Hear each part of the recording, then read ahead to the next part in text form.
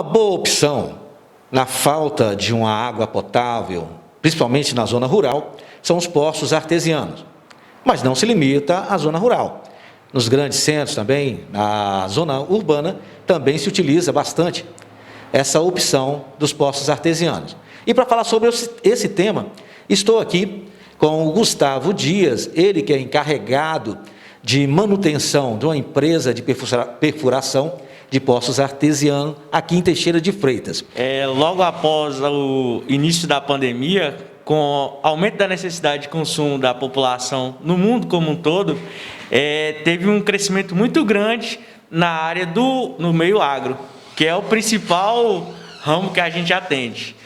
Como houve uma necessidade maior de expansão nesse meio, a necessidade de irrigação nas grandes culturas foi grande, que acabou acarretando de aumentar a nossa demanda em quase o dobro do que era nos anos anteriores. E essa demanda continua crescente. Então quer dizer que, por conta da pandemia, por conta do crescimento dos negócios, do agronegócio, aí houve essa necessidade. Agora, houve esse mesmo crescimento na zona urbana? Na zona urbana já não teve esse boom tão grande. Teve um crescimento, mas nada tão impactante quanto o meio do agro. Certo, Gustavo. Agora vamos saber o que são os poços artesianos, o que diferencia eles de outros poços comuns, né? Como cacimbas, poços aí. Qual a diferença dele e como é um bom poço artesiano? O principal diferencial do poço artesiano para cisterna, cacimba, ou o poço caipira, como o pessoal chama, é a forma de captação da água. Esses poços, geralmente, a captação é no máximo até 20 metros.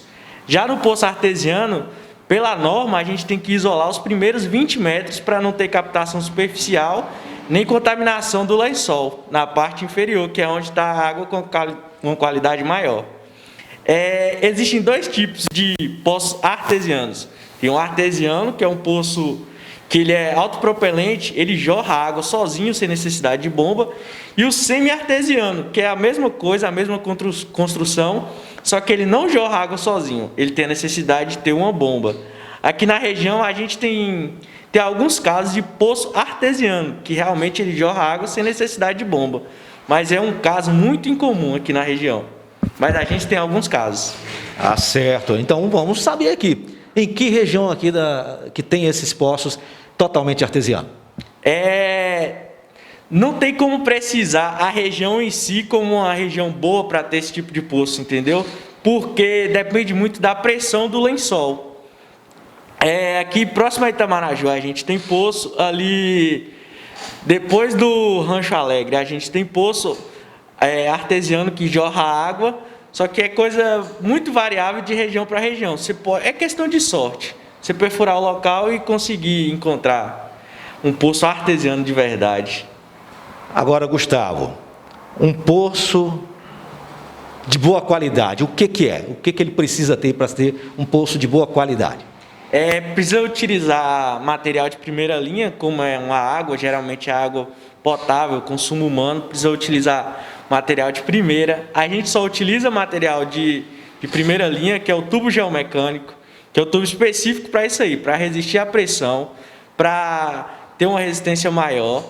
Também tem que isolar os primeiros 20 metros, como eu disse anteriormente, por conta da contaminação da água superficial. A água da chuva infiltra, se tiver algum coliforme, alguma coisa, acaba infiltrando e indo para o subsolo. Você isolando esses primeiros 20 metros, acaba que bloqueia essa contaminação.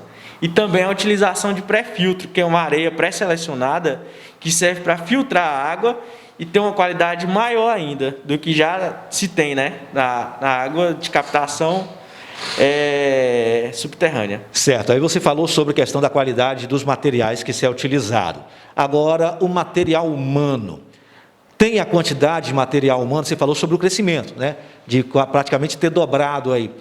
Tem o material humano disponível ou é uma carência, aqui no caso, na sua empresa aqui? Na região aqui, a gente tem uma carência muito grande de profissional capacitado nesse meio. Tanto é que a gente tem que pegar um profissional sem experiência colocar dentro da empresa e ir treinando ele aos poucos e produzir um profissional interno, no caso, da forma que a gente quer, por conta da falta de profissionais do mercado. Gustavo, para se abrir um poço artesiano, precisa de algum tipo de autorização? Como é que funciona isso?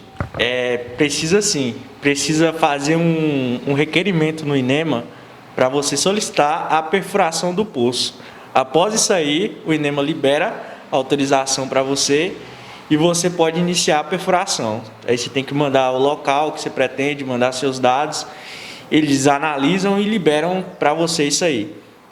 Só que tem um porém, você só consegue fazer isso com empresas regularizadas. Tem que ter o cadastro no INEMA, tem que ter o cadastro no CREA também. Na região aqui, eu acredito que a Manancial é uma das únicas empresas que tem todos esses requisitos aí para a pessoa fazer a solicitação de perfuração de poço, para ter essa autorização. E se acontecer algum tipo de fiscalização e não tiver essa requisição aí, essa autorização, o que acontece?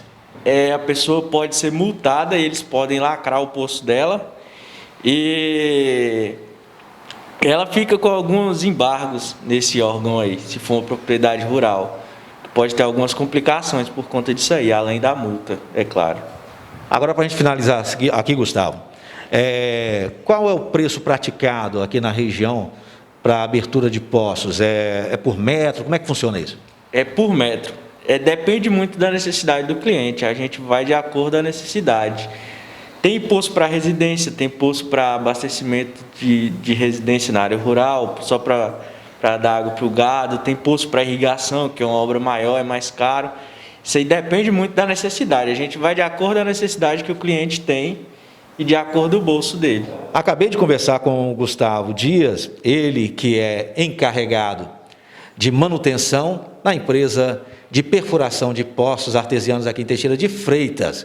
Márcio Barney, para o Abrolhos Acontece.